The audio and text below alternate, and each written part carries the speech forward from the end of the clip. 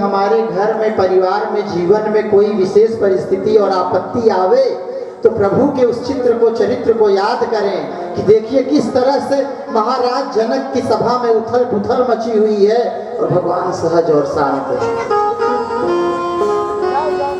धीरा धरे सो उतरे पार। अगर धैर्य है तभी आप पार होंगे, जितना बड़ा धैर्य है उतनी आसानी से पार होंगे। गोस्वामी जी ने झांकी दी भगवान चल कैसे रहे हैं।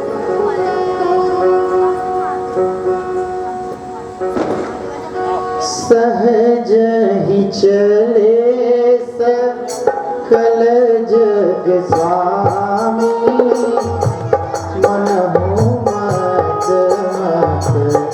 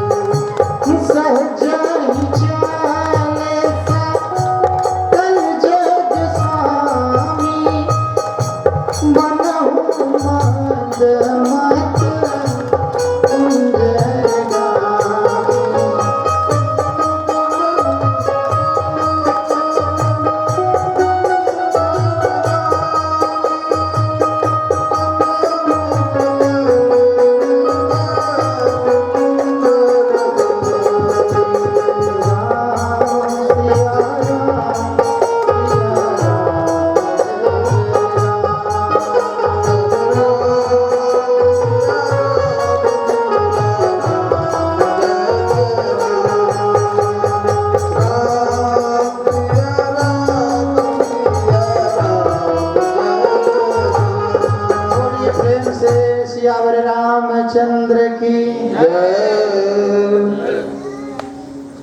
तो हमारे भगवान बिल्कुल मस्त चाल में चल रहे हैं, और जब वो मस्त चाल में चल रहे हैं तो माँ सीता को बड़ा क्रोध आ रहा है। सोच रही है, बताइए, हमको लगा था कि इन्होंने मेरे हृदय की बात को समझ लिया है, अब इसके लिए कुछ प्रयत्न करेंगे। अरे उठता न उठता वो बाद की बात थी, लेकिन आके उठाना तो चाहिए।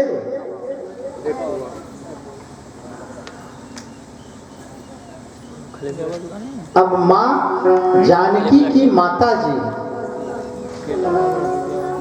उन्होंने देखा कि ये कोमल,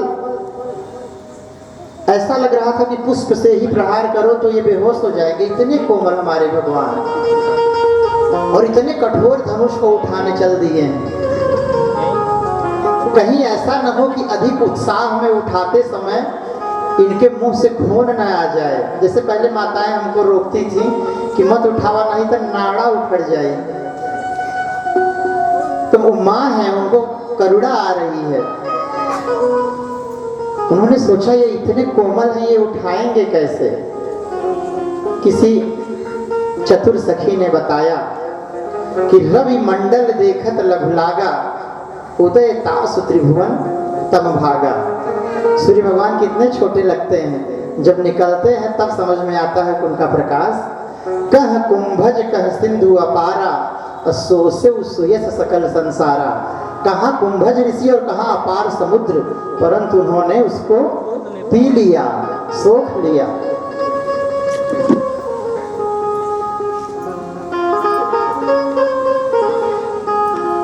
अब माता जी का धैर्य अपने चरम पे पहुंच गया है। गोस्वामी जी ने बड़ी सुंदर झांकी दी।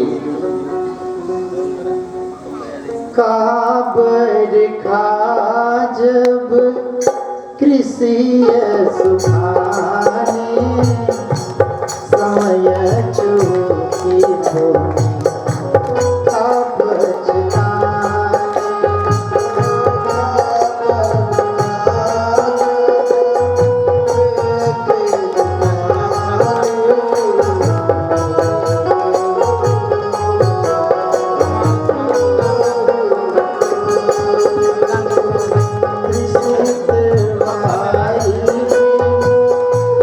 जो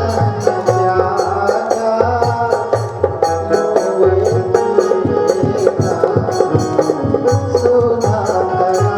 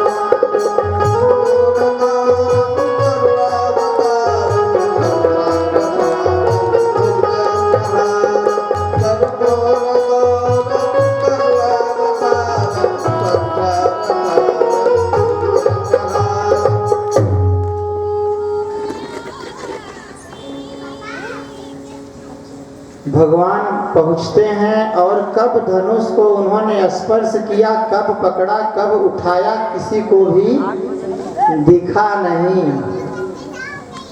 दिखा किसी को नहीं। और सुनाई पड़ गया महेंद्र पर्वत पर तपस्या कर रहे परशुराम जी को।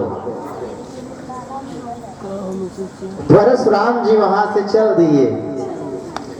इधर माताएं प्रसन्नता मना रही हैं कि अब विघ्न टल गया।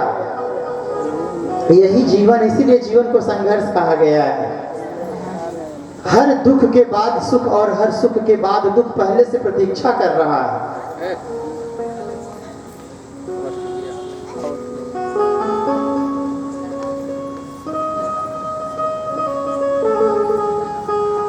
माता जानकी को इशारा किया गया और चतुर सखियां उनको लेके चली भगवान की तरफ।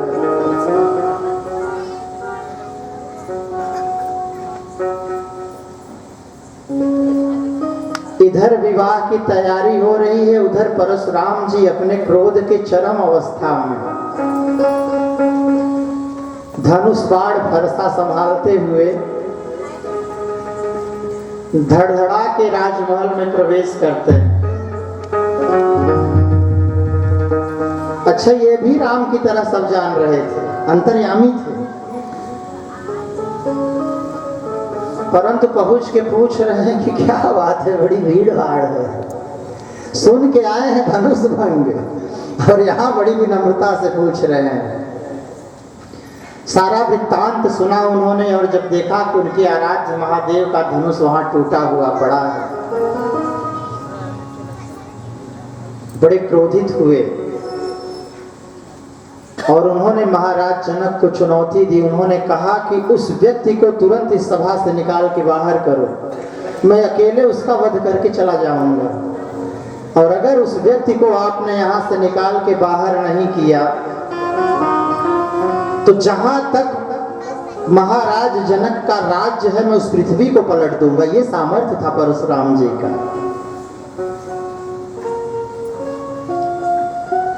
परशुराम जी का क्रोध देख के और यह देख कर, देखिए प्रभु यहां बोले जरूर हैं लेकिन तब बोले हैं जब सब मौन हो गए। विपरीत परिस्थिति में, मर्यादा पुरुषोत्तम थे तो विपरीत परिस्थिति में आगे आए, और जब फायदे की बात होती है, श्रेय की बात होती है तो भगवान सबसे पीछे चले जाते हैं। यही महान लोगों का परिचय होता है। भगवान हाथ जोड़े परशुराम जी से और कह रहे हैं, नाथ शंभु धनु भंजन हारा, कोई है तो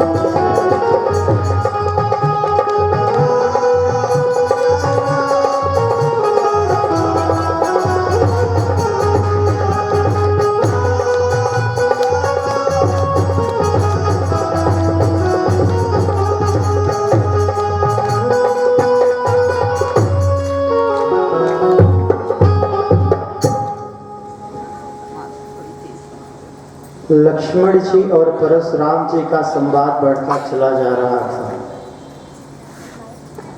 लखन बचन आहुति सरिस भृगुपति कोप किसान, बढ़त देख जल सम बचन बोले रघुकुल भान। प्रायः कहीं झगड़ा होता है, मतभेद होता है, तो वहां आग लगाने वाले ज्यादा पहुंचते हैं।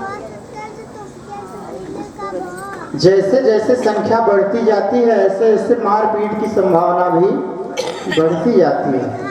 ऐसे समय में हमको क्या करना चाहिए? जहाँ कोई अपना आपा खो रहा हो, देखिए मर्यादा पुरुषोत्तम भगवान, जबकि सारी गाली इन्हीं को मिल रही है, थोक में इनको गाली मिल रही है, लेकिन भगवान ने क्या कहा? जल के समान वचन बोला। और बोल क्या रहे हैं? हमें तुम्हें कस सरवर ना था। बोले प्रभु हमारी आपसे क्या बराबरी? कहो न कहा चरण कह माथा। अरे प्रभु आप मस्तक के समान हैं, मैं चरण के समान हूँ, हमारी आपकी क्या बराबरी? आप हमसे लड़ना चाहते हैं? मैं तो आपके चरणों में लेटा हुआ हूँ प्रभु, आप हमको उठाओगे तब न गिराओगे, मैं तो पहले से लेटा हुआ हूँ। इतना सब कहने के बाद लगा कि अभी भी क्रोध नहीं ठंडा हो रहा है, अपना सिर झुका दिया भगवान ने परशुराम जी के सामने और बोले कि जय ऋषि जाई सो करो मुनीसा, कर कुठार आगे यह शीशा। बोले मेरा मस्तक आपके सामने है प्रभु, आपके हाथ में फरसा है, आप तत्काल प्रहार करिए, झंझट खत्म करिए, किसी और को कष्ट मत दीजिए नाथ।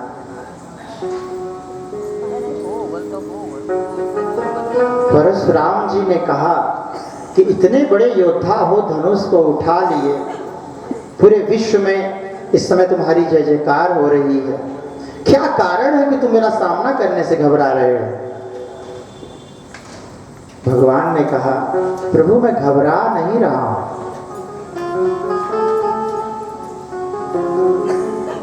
कहूं स्वभाव न कुलहि प्रशंसी, कालहु डरई नरण रघुवंशी।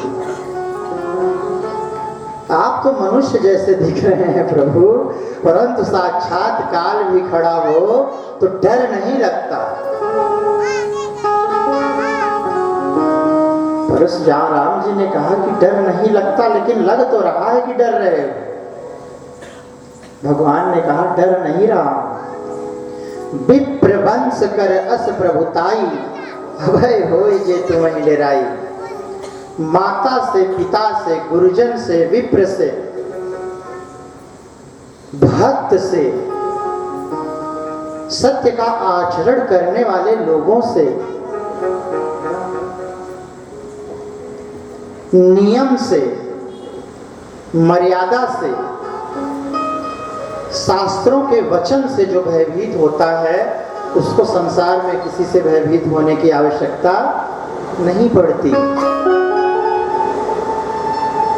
तो भगवान ने कहा कि इस फरसे से नहीं डर रहा हूं, अपनी मृत्यु से भी नहीं डर रहा। हम अपनी वीरता को सुर महिसुर हरिजन अरुगाई, हम देवता की उपासना करते हैं, उनको नहीं ललकारते। महिसुर अर्थात भूदेव अर्थात ब्राह्मण, हम ब्राह्मण देवता के सामने बल नहीं दिखाते, उनका आदर करते हैं, उनसे ज्ञान लेते हैं।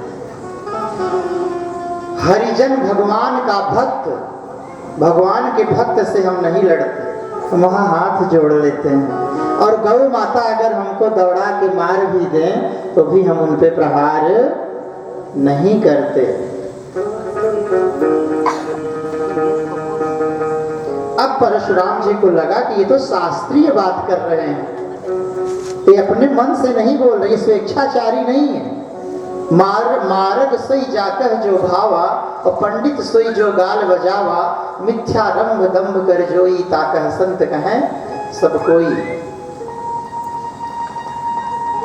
तो वो स्वेच्छाचारी नहीं है। परशुराम जी को अभी तक लग रहा था कि स्वेच्छाचारी होंगे, अहंकार होगा, तो अभी समझ में आ जाएगा 10 मिनट में किसमें कितना बल है। परंतु शक्ति होना और शक्ति को नियंत्रित करने की शक्ति होना, यही शक्ति की पूर्णता है। आपन तेज संहारो आपे, तीनों लोग हाँकते काफे। अपने सामर्थ्य को अगर हम नियंत्रित नहीं कर सकते तो वह सामर्थ्य हमें नष्ट कर देगा। तो परशुराम जी जान गए कि इनमें सामर्थ्य भी है और सामर्थ्य को नियंत्रित करने का भी सामर्थ्य है।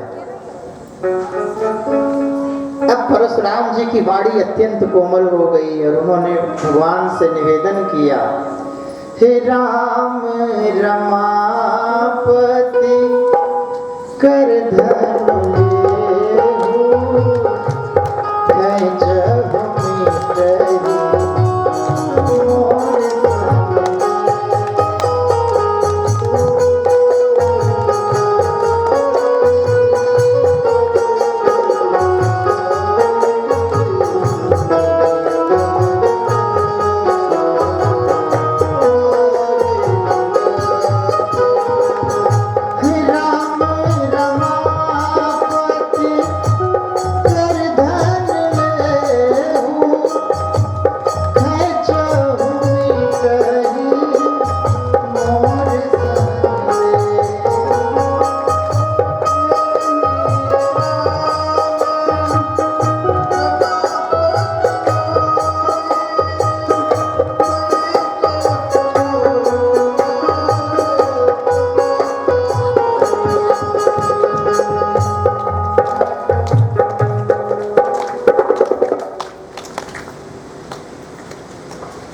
कितना सुंदर अर्थ है इस पंक्ति का। देखिए भगवान क्या कह रहे हैं। जैसे कल एक प्रसंग आया था ना, मारो मत जाने दो, मारो मत जाने दो, ये है शास्त्र और शास्त्र का अर्थ। अब यहाँ क्या कह रहे हैं, इसमें भी बड़े अर्थ निकल रहे हैं।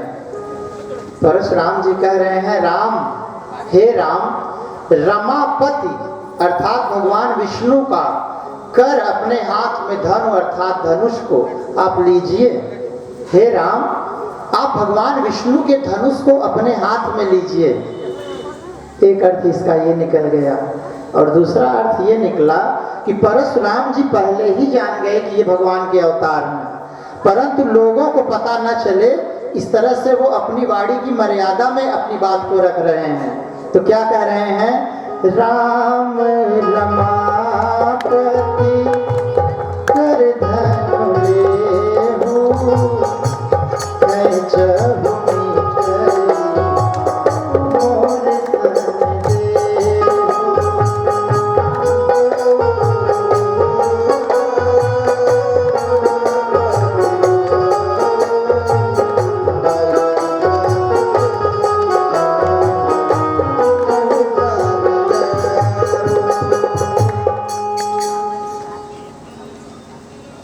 राम रमापति मतलब हे राम, हे माँ लक्ष्मी के पति। उन्होंने वहीं पे विनती की, वहीं पे स्तुति कर डाली। ये देखिए शास्त्रीय मर्यादा। और इस तरह से बोल रहे हैं, बोलने का एक्सेंट उनका इस तरह से है कि सुनने वाले को लग रहा है कि चुनौती दे रहे हैं और परशुराम जी स्तुति कर रहे हैं। तो परिणाम क्या हुआ, हर देत पिनाक आप चली गए परशुराम, विषमय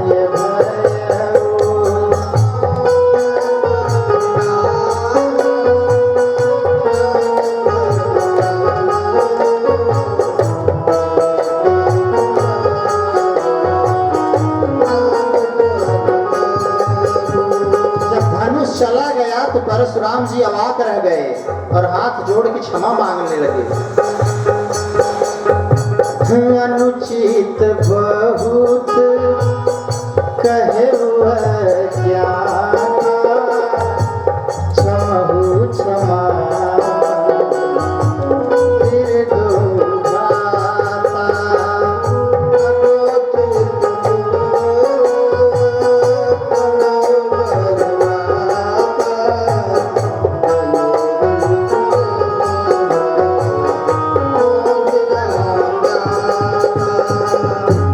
अनुचित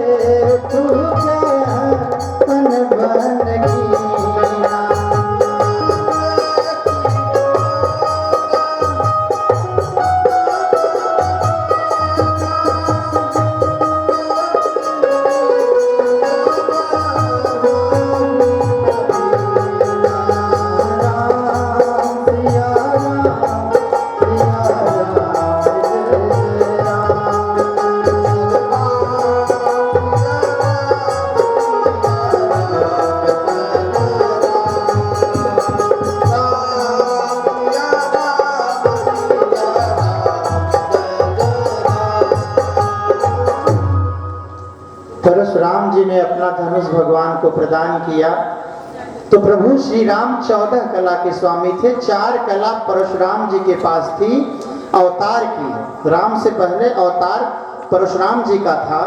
अपनी चारों कलाएं उन्होंने भगवान को प्रदान की। इस प्रकार से 12, 4, 16 कला के पूर्ण स्वामी भगवान बने और यही पूर्ण अवतार उनका कृष्णा अवतार में हुआ जब वो 16 कलाओं को लेकर प्रकट हुए। परशुराम जी के जाने के पश्चात फिर से विवाह की तैयारियां होने लगी।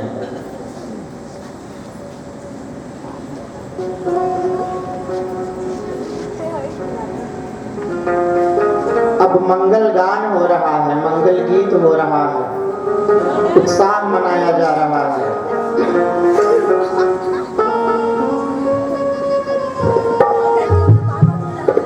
तो कैसे गा रही हैं सब? आजू मिथिला नगरिया निहाल सखिया, आजू मिथिला नगरिया निहाल सखिया, चारों दूल्हा में बड़का कमाल सखिया,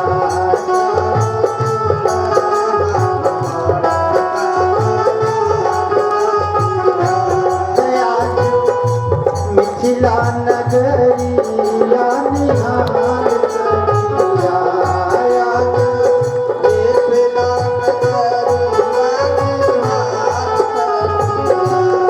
चारों दूल्हा में बड़का कमाल सखिया,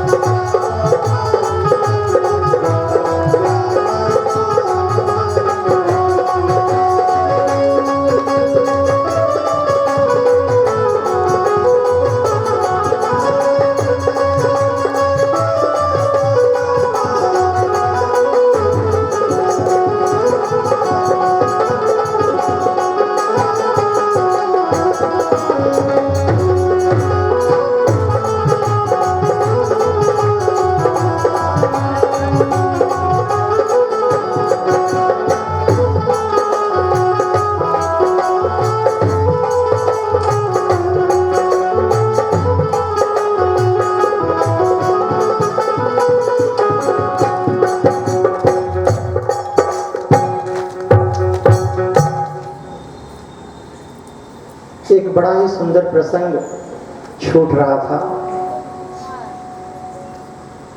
महाराजा जनक ने दूत भेजा अयोध्या, और जब दूत वहां पे पत्र लेके पहुंचता है तो महाराजा दशरथ को विश्वास ही नहीं हुआ कि सच में मेरे बच्चों ने मारीच सुबाहु और ताड़का का वध किया है, मारीच को मतलब भगा दिया था और धनुष को भी उठा लिया है।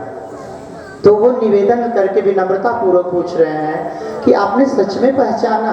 क्या विश्वामित्र जी उनके साथ थे? क्या एक जो थे वो सांवले थे और दूसरे गोरे थे? क्या दोनों ने धनुष बाण ले रखा था? तो दूत मुस्कुराने लगा। उसने कहा कि प्रभु, आपके पुत्र को परिचय पहचान की आवश्यकता नहीं। जैसे भगवान सूर्य के उदय होते ही संसार को उनका परिचय मिल जाता है। पूछन जोग न तनय तुम्हारे, पुरुष सिंह तिहुपुर उजियारे। जिनके जस प्रताप के आगे, शशि मलिन रवि शीतल लागे। चंद्रमा का प्रकाश भी मैला पड़ जा रहा है और सूर्य भगवान की भी किरणें शीतल लगने लग रही हैं। गुरु के सामने हाथ जोड़ के महाराज दशरथ ने कहा कि गुरुदेव देखिए ये सब क्या कह रहे हैं। गुरुदेव ने कहा कि हे राजन, आप आश्चर्य करो, मुझे कोई आश्चर्य नहीं। महाराज दशरथ ने कहा आपको क्यों आश्चर्य नहीं हो रहा है? महाराज दशरथ से गुरुदेव ने बताया कि तुम गुरु विप्र धेनु सुर सेवी, तास पुनीत कौशल्या देवी। ये लक्षण जिसमें है उसी का पुत्र राम होगा। तो पहला क्या? तुम गुरु, गुरु के प्रति सम्मान जिस परिवार में हो, जिस पति पत्नी में हो, जिस गार्जियन में हो। विप्र, जहाँ पे संत का, भक्त का, ब्राह्मण का सम्मान हो। धेनु, जहाँ पे गाय की सेवा होती हो। सुर, अभी देखिए देवताओं की कितनी दुर्गति है। मैंने एक जगह पे देखा, वहाँ भगवान शिव के मंदिर में वहाँ जानवर बांधे जा रहे थे। अब समस्या ये थी कि मंदिर उनका था। मुझे भी नहीं पता था कि मंदिर भी किसी का होता है। मैं ये जानता था कि मंदिर भगवान का होता है, लेकिन वहां पहुंचने पे पता चला कि मंदिर इनका था। तो जब इन्हीं का था तो मंदिर कैसा भैया?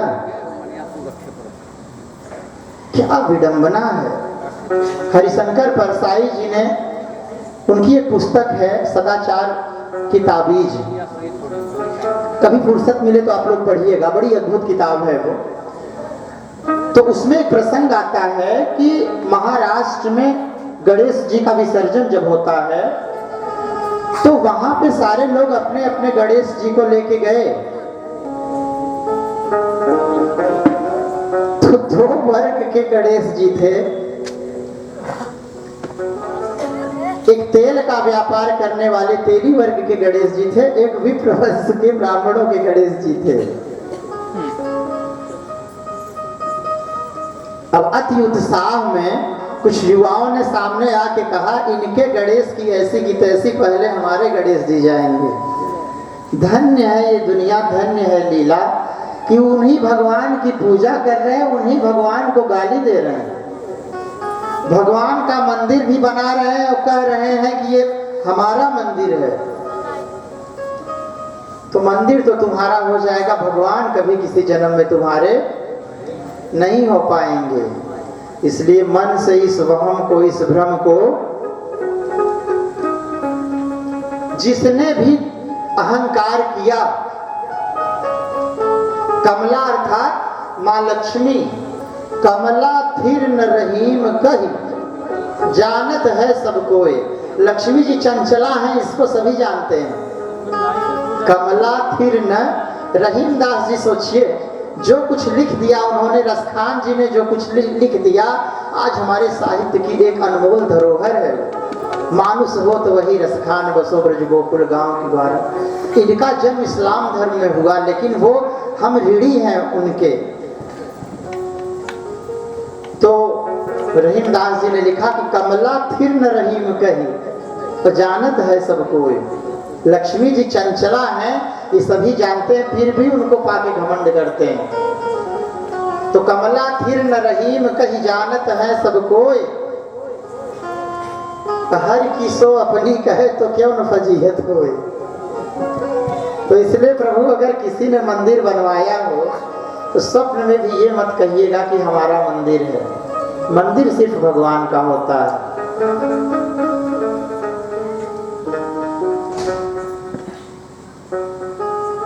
ये लक्षण बताया गुरु वशिष्ठ ने कि जिम सरिता सागर मह जाही, सारी नदियां बहती हैं, आसमान से जब जल की बूंद गिरती है तो बड़े उत्साह में उछलती है वो, उसका उत्साह, उसकी तड़प, उसकी छटपटाहट होती है कि मैं फिर से सागर से मिल जाऊं। सूर्य भगवान की किरणें उनको सागर से उठा के ले आई। तो जिम सरिता सागर मह जाही, जद्यपिता ही कामना नाही। अब समुद्र किसी को न्योता थोड़ी भेज रहा है, नदियों को निमंत्रण थोड़ी भेज रहा है कि आप मेरे पास आओ ना। तब क्यों जा रही है? क्योंकि सागर के पास धर्म है। धर्म कैसा? धैर्य है, धैर्य ही धर्म है। वो अपनी मर्यादा का उल्लंघन नहीं करता और उसके धर्म को देखकर आज नदियां उसका वरण कर रही हैं। तो जब हम में भी धैर्य होगा तो जिम सरिता सागर मह जाही, जद्यपिता ही कामना नाही तिमि। अच्छा, सारे लोग जब मिलते हैं किसी संत महात्मा से तो सबके मन में यही प्रश्न होता है कि भगवान हमारे घर में सुख शांति रहे, हमारे बाल बच्चे, हमारे दाम्पत्य जीवन में, हमारे परिवार में। ये सूत्र है, जिम सरिता सागर मह जाही, जद्यपिता ही कामना नाही तिमि।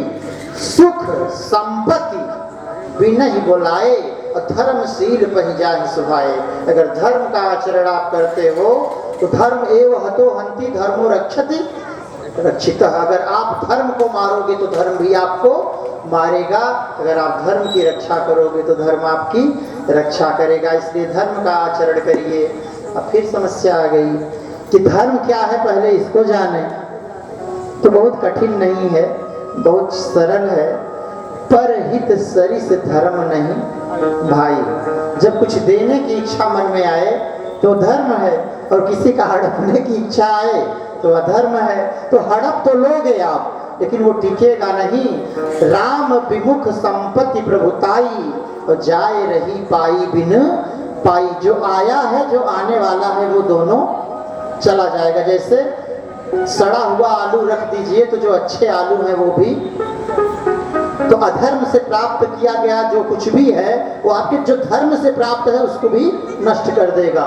इसलिए धर्म का पालन करना चाहिए। और अगर आप धर्म का पालन करेंगे तो फिर प्रार्थना नहीं करनी पड़ेगी, सारा सुख स्वतः आपके पास आएगा। समय हो गया है, आरती की तैयारी करें।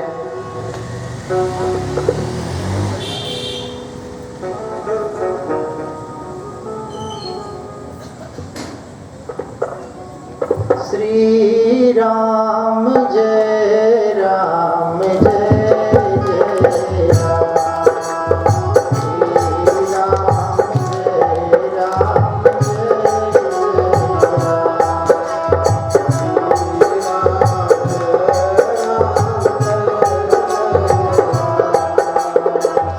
श्री राम जय राम जय जय राम।